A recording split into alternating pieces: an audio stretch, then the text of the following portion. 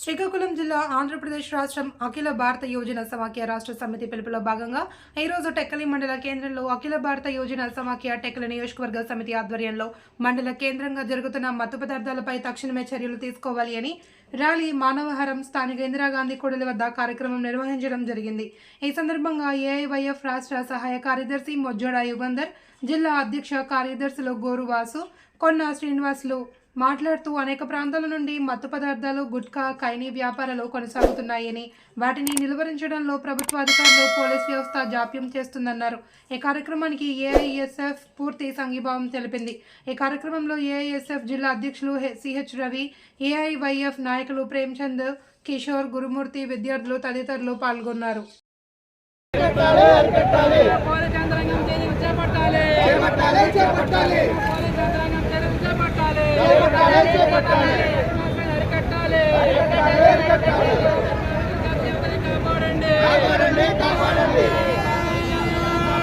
కాపాడండి